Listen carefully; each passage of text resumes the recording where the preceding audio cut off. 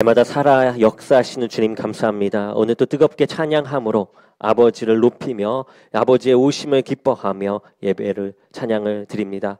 우리의 마음 가운데 오늘 또한 갈라디아 말씀 가운데 더욱더 큰 은혜와 아버지의 능력을 받아 나가게 하셔서 복되신 주님을 더욱더 가슴속 깊이 새기며 나아가는 시간 되게 하여 주옵소서. 함께 하실 주님을 믿습니다. 예수 그리스도의 이름으로 기도드립니다. 아멘. 아멘. 감사합니다. 오늘 뜨거운 찬양 감사드립니다. 오늘 말씀은 갈라디아서 3장 6절에서 14절의 말씀입니다. 갈라디아서 3장 6절에서 14절의 말씀입니다. 우리 한 절씩 교독하도록 하겠습니다. 갈라디아서 3장 6절에서 14절입니다. 아브라함이 하나님을 믿음에 그것을 그에게 의로 정하셨다 함과 같으니라.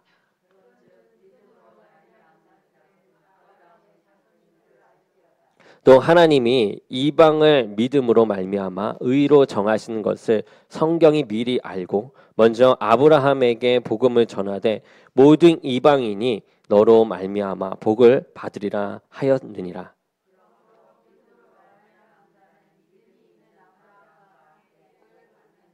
무릇 율법 행위에 속한 자들은 저주 아래 있나니 기록된 바 누구든지 율법책에 기록된 대로 모든 일을 항상 행하지 아니하는 자는 저주 아래 있는 자라 하였음이라.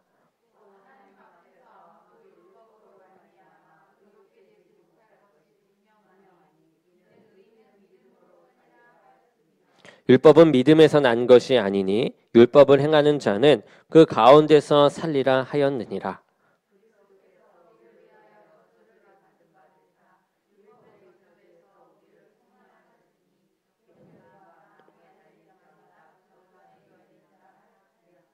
이는 그리스도 예수 안에서 아브라함의 복이 이방인에게 미치게 하고 또 우리로 하여금 믿음으로 말미암아 성령의 약속을 받게 하려 함이라. 아멘.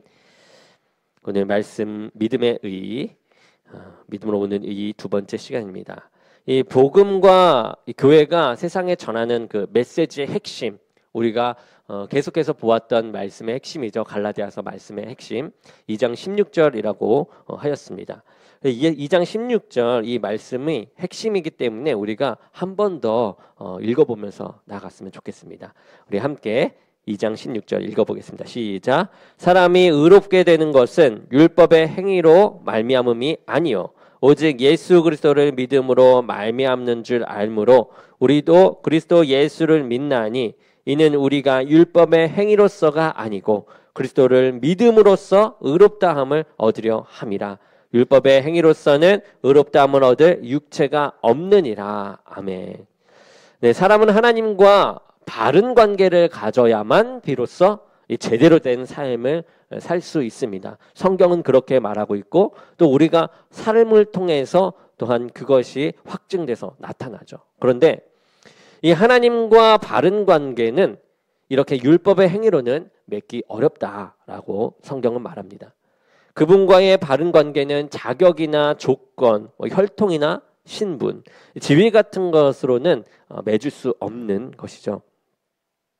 성경은 하나님이 공로를 쌓고 선을 많이 행해서 의롭다함을 받는 것이 아니라고 아주 단호하게 말하고 있습니다. 오직 예수 그리스도 안에 있는 하나님의 은혜를 믿음으로만, 그 믿음으로서만 하나님과 그런 바른 관계를 맺을 수 있다라고 얘기합니다. 이것이 교회가 세상에 선포하는 이 메시지의 핵심이 되어집니다. 도덕적인 것도 아니요, 율법적인 것도 아닌, 법적인 것도 아닌 믿음으로 된다라는 내용이죠. 자, 16절 하반절을 보게 되면 율법의 행위로서는 의롭다함을 얻을 육체가 없느니라라고 했기 때문에 그렇습니다. 아무도 이 하나님을 설득시킬 만한 그런 공로나 선행으로 자격과 조건을 구비해서 그분 앞에 설 수가 없습니다. 사람의 실존 그 자체가 어머니의 모태에서부터 하나님을 만족시키는 것이 불가능하도록 죄를 가지고 태어났기 때문이죠. 우리가 그 원죄 때문에 계속해서 그 죄를 가지고 죄의 속성을 가지고 태어났기 때문에 그렇습니다. 그래서 절대로 사람들은 자기 스스로 율법의 행위로 하나님과 바른 관계를 맺는 것이 불가능한 것이죠. 그렇기 때문에 하나님은 믿음으로 은혜로 바른 생명의 길을 우리에게 열어주신 것입니다. 바로 예수 그리스도를 이 땅에 보내심으로요. 계속해서 율법으로 가르쳤는데 역시 안 되는 그 모습을 사람들로 하여금 보이게 하시고 예수 그리스도를 보냄으로 그 길을 열어주신 것이죠. 이 진리가 얼마나 중요한지 이 사도 바울이 이 진리를 다양한 형태로 지지하고 있는 것입니다.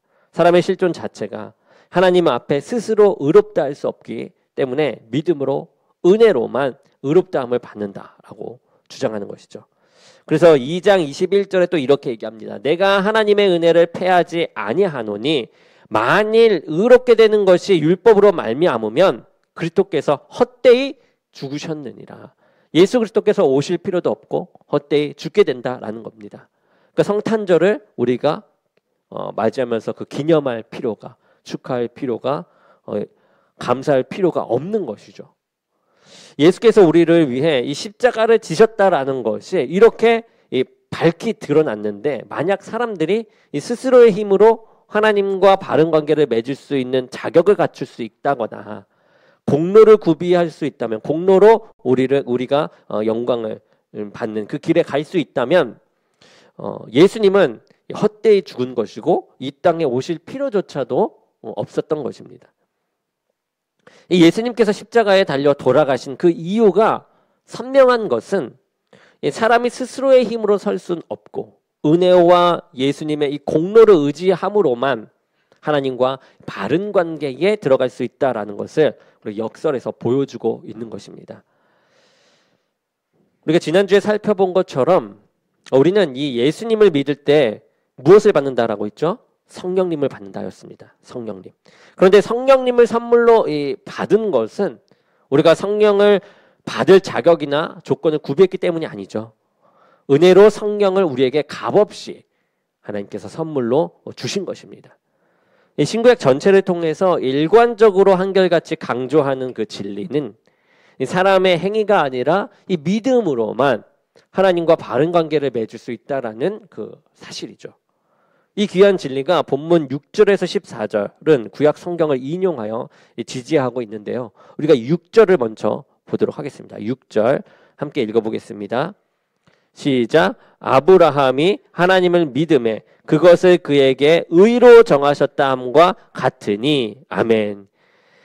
창세기 15장을 보게 되면 하나님이 아브라함에게 하늘을 우러러 이 무뼈를 셀 수 있나 너가 보라. 내 자손들이 이와 같을 것이다. 이 땅을 너에게 주어서 소유를 삼게 하려고 이렇게 이제 말씀하시는 내용이 나옵니다. 이때는 아브라함에게 아직 자녀가 없었을 때예요. 게다가 그의 나이도 적지 않은 나이였습니다. 그런 아브라함에게 하나님이 이제 말씀하셨을 때 아브라함은 그 말씀을 믿음으로 나갔던 거죠. 이 하란에서 하나님이 말씀하신 그 땅으로 가라라는 그 말씀을 따라 믿음으로 나왔던 것과 같습니다. 하나님의 이 약속대로 될 줄을 믿고 그 약속을 마음에 품고 나갔던 것이죠. 아브라함이 믿었을 때 하나님이 그를 보시며 뭐라고 하십니까? 의롭다고 이렇게 말씀하셨어요. 신약에 말씀하신 것과 구약에서의 하나님이 동일하다라는 걸 볼 수 있습니다. 이 사건이 창세기 15장이에요. 창세기 17장을 보게 되면 아브라함의 나이가 99세입니다. 그때에 하나님이 할례를 행하도록 하세요. 그리고 15장에서는 아브라함의 나이가 정확하게 몇 살인지는 우리가 알기 힘들지만 그러나 적어도 99살이 되기 10년이나 20년 전이 아닐까 이렇게 추론합니다. 그때 이 아브라함이 의롭다 여김을 받았고 할례는 20년 뒤에 하게 된 것이죠. 그리고 율법은 창세기 15장 사건이 있은 후로부터 무려 이 400년 이상 더 있다가 우리에게 주어집니다.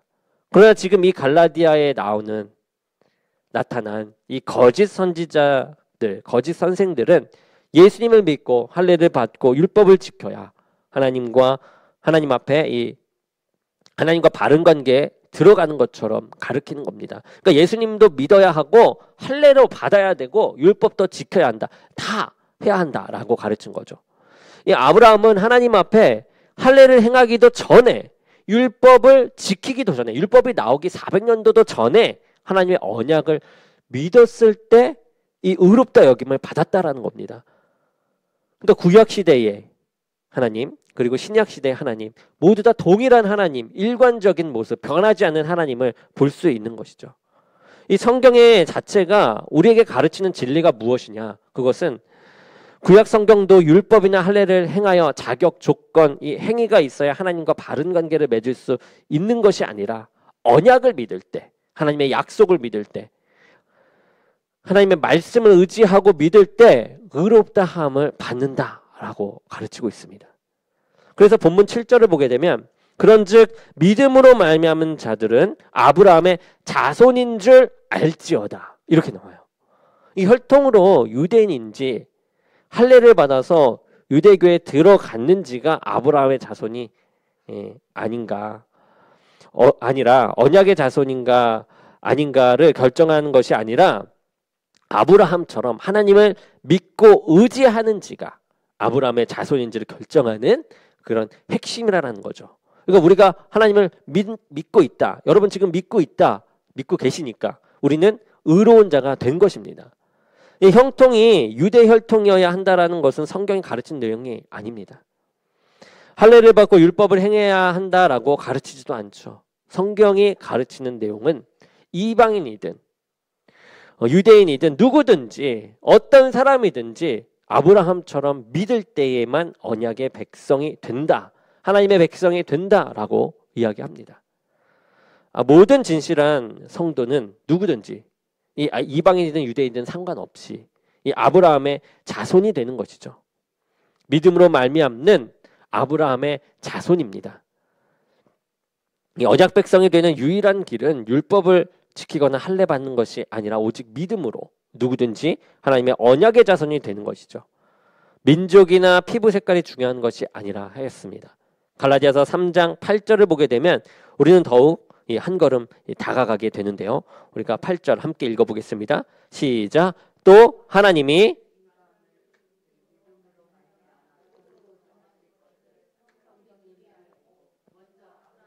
복음을 전하되 모든 이방인이 너로 말미암아 복을 받으리라 하였느니라. 아멘. 이 아브라함 한 사람을 의롭다 하셨을 뿐만 아니라 지금 모든 이방과 열방을 아브라함처럼 믿음으로 의롭다고 하시는 것, 이것이 하나님의 본래의 목적인 것이죠. 하나님은 이 아브라함을 부르시고 아브라함이 하나님을 믿을 때 의롭다 여기셨습니다. 그러면서 하나님은 아브라함과 그의 육신적인 자손인 유대인에게만 목적을 가지신 것이 아니라 창세기 12장부터 이방인들도 똑같은 방식으로 의롭다함을 받도록 그것을 목적을 두고 아브라함을 부르셨다라는 겁니다. 아브라함이 이스라엘 백성을 위하여 불러진 그런 믿음의 조상이 아니라라는 거예요. 우리를 위하여 불러진 하나님의 부름을 받은 그런 사람 중에 한 사람, 첫 번째 선택된 사람이었다는 겁니다. 그러니까 아브라함도 부르시고 우리도 부르시고 계속해서 불러가시는 이 하나님을 볼 수 있는 것이죠.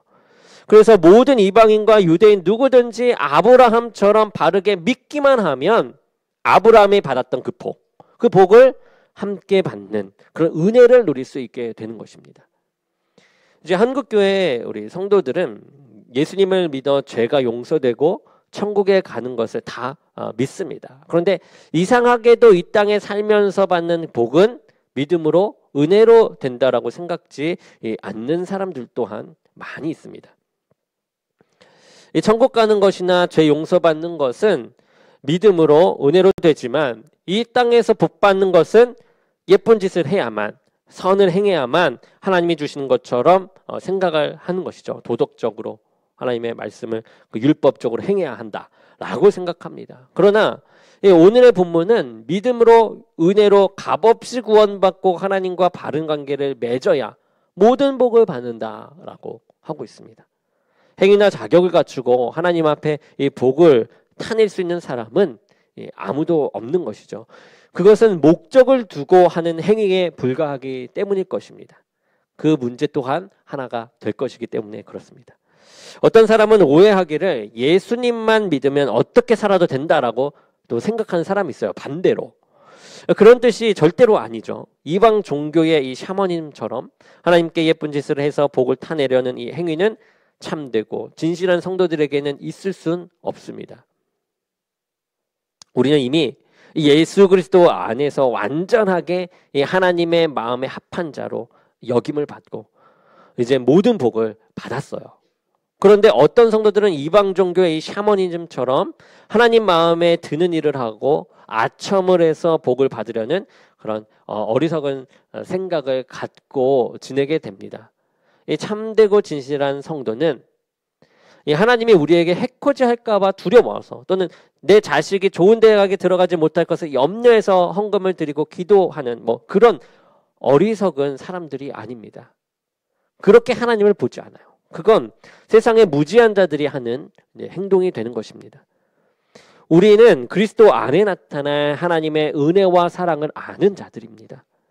그렇기 때문에 이 보잘것없는 우리지만 하나님을 사랑하는 마음으로 거룩하게 자기를 지키고 남들이 가지 않는 그 길을 우리가 걸어가고 내 이웃을 내 몸처럼 사랑하고 종이 되어서 섬기는 자들이 우리가 되는 것이죠. 사랑하는 여러분, 구주가 세상에 오셔서 믿음으로 은혜로 의롭다 하는 생명의 길을 열어놓으셨습니다. 아멘.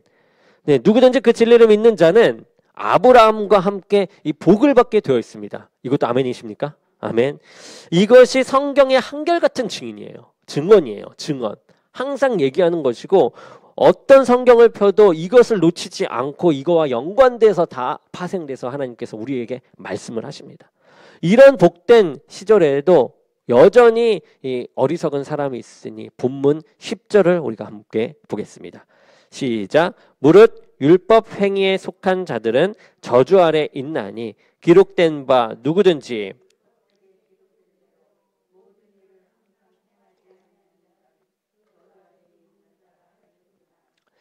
아멘. 이 귀한 은혜의 시대에 여전히 율법 행위 아래 있는 자들이 있어요.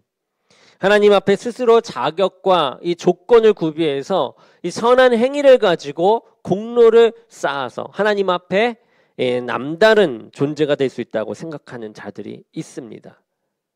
그러면서 하나님을 만족시킬 수 있다고 착각하는 자들이 있어요. 이들은 여전히 율법 아래 머물러 있는 자들이죠. 성경은 이들이 저주 아래 있다라고 말하고 있습니다. 율법의 요구를 행함으로 자격을 갖추고 행실을 바르게 하여서 하나님을 만족시킬 수 있는 인간의 도모는 실제적으로 사람들을 저주와 심판과 형벌 아래 있게 합니다.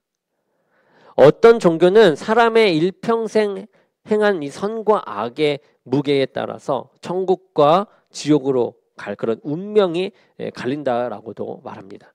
대부분 사람들이 막연히 그런 생각을 하고 사는 것이죠. 만약 그렇다면 어느 누구도 지옥의 이 저주와 형벌을 피할 수 없을 것입니다. 그것이 성경의 선언이에요. 그래서 10절 하반절에 보면 누구든지 율법 책에 기록된 대로 모든 일을 항상 행하지 아니하는 자는 저주 아래 있는 자라라고 했기 때문이죠.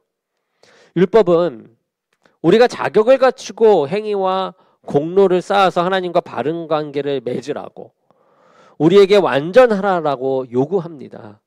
율법은 끝없이 하나님의 완전과 거룩이 어떠한 것인지를 우리에게 보여주고 있어요.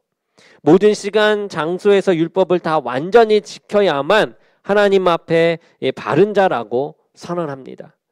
그러나 생명의 율법 앞에 서면 자격 없는 자가 은혜로 값없이 얻었다는 그 사실을 더 많이 알게 되는 것이죠. 하나님 앞에 서면은 나는 정말 자격이 없음을 다시 한번 기억하게 되는 것입니다. 더욱더 내 자신을 보면서 정말 은혜로 값없이 이 하나님께서 자신의 목숨을 내놓으면서 나를 살리시면서 이런 복을 주셨구나라는 것을 더욱더 느끼게 되는 것이죠.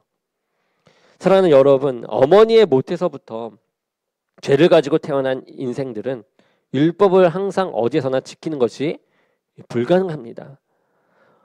어쩌다가 한두 가지는 지킬 수 있어요. 하나님의 그 은혜와 특별한 도우심을 경험할 때 말씀을 지키고 율법을 행할 수 있습니다. 그러나 언제나 그렇지는 않아요. 항상 그 안에, 그 율법 안에 있을 수가 없습니다. 그래서 율법 아래 있는 자들은 끝없이 정죄 아래, 심판과 저주 아래 머물게 되어요. 우리 11절을 한번 보겠습니다. 시작. 또 하나님 앞에서 아무도 율법으로 말미암아 의롭게 되지 못할 것이 분명하니 이는 의인은 믿음으로 살리라 하였습니다. 이런 저주와 심판과 사망이 지배하는 이 세상 속에서는 하나님 앞에 어느 누구도 율법을 지켜 의롭게 될 수가 없다라는 것, 의롭게 되지 못한다라는 것을 분명히 말하고 있습니다. 왜냐하면 의인은 그의 믿음으로 말미암아 살리라라고 이미 성경이 말했기 때문이에요. 율법 아래서 정죄와 심판과 저주와 사망 아래 있는 인생들 속에 하나님이 말씀하셨죠. 이 하박국에서 의인은 그의 믿음으로 말미암아 삶을 얻고 삶을 살고 저주나 심판이 아니라 사는 것처럼 살게 될 것이다 라고 구약 성경 이 하박국에서 이미 선포했습니다. 사람이 삶을 얻고 제대로 사는 것은 믿음이 아니면 불가능합니다.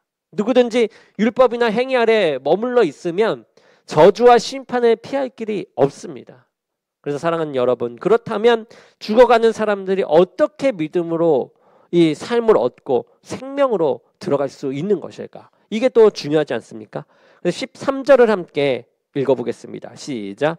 그리스도께서 우리를 위하여 저주를 받은 바 되사 율법의 저주에서 우리를 속량하셨으니 기록된 바 나무에 달린 자마다 저주 아래 있는 자라 하였습니다. 아멘. 이 초대교회 성도들이 이 복음을 전할 때 그 복음을 듣는 유대인들을 가장 괴롭게 했던 주제가 무엇이냐? 이것이었어요. 나무에 달린 자는 하나님께 저주를 받았음이니라. 곧 구약 성경에 기록되어 있습니다. 그런데 초대교회 성도들이 이 복음을 전할 때 십자가에 달려 돌아가신 예수 그리스도가 모든 사람의 이 구세주라고 하며 하나밖에 없는 생명의 길이라고 했어요. 이 선포를 들은 유대인들은 그 십자가에 다 걸려 넘어지게 됩니다. 십자가 나무에 달려 죽은 것은 하나님의 저주와 심판을 받았다는 상징인데 어떻게 나무에 달려 죽은 예수가 온 세상에 구주가 될 수 있는가라는 거죠. 이 바울도 이 부분에서 걸려 넘어졌어요. 그런데 어떻게 바울이 이 복을 또 전하게 되었습니까? 걸려 넘어져서 유대인으로서의 핍박하면서 살았던 그 사울이 어떻게 해서 이러한 복음을 다시금 되돌려서 전할 수 있게 돼요. 사도 바울은 다메섹 도상에서 예수님을 만나면서 깨닫게 된 것입니다. 만나면서. 예수 그리스도가 십자가에 달려 저주를 받았지만 예수 자신의 죄와 허물 때문이 아니고 우리의 죄와 허물 때문에 저주를 대신 받았다라는 거죠. 그리고 십자가에 달려 돌아가시는 것을 이 바울이 이 예수님을 만나면서 확 깨달아 버린 거예요. 예수가 잘못해서 십자가에 달린 것이 아니구나. 우리의 죄 때문에 이 예수 그리스도가 십자가에 달리신 거구나. 이것을 바울이 예수님을 만나면서 느껴버린 겁니다. 예수께서 우리를 대신하여 저주를 받으심으로 우리를 이렇게 속량하신 것이죠. 속량이라는 단어는 복음을 전하는 이 핵심적인 단어 중에 하나입니다. 속량이라는 말은 이 값을 지불하고 자유하게 하다라는 뜻이에요. 값을 지불하고 자유하게 하다. 이 노예나 종에게 몸값을 완전히 지불하여서 더 이상 종으로 잡아둘 수 없고 이제 자유롭게 놓아주는 것이 이 속량이라는 단어입니다. 이 예수님께서 우리를 대신해서 저주받으심으로 율법 아래 있으면서서 스스로 하나님과 바른 관계를 맺으려고 했던 수많은 저주를 다 예수 그리스도가 대신 받으심으로 그 값을 지불하셨어요. 그리고 우리를 자유케 하시는 것입니다. 우리를 대신 몸값을 지불하신 거예요.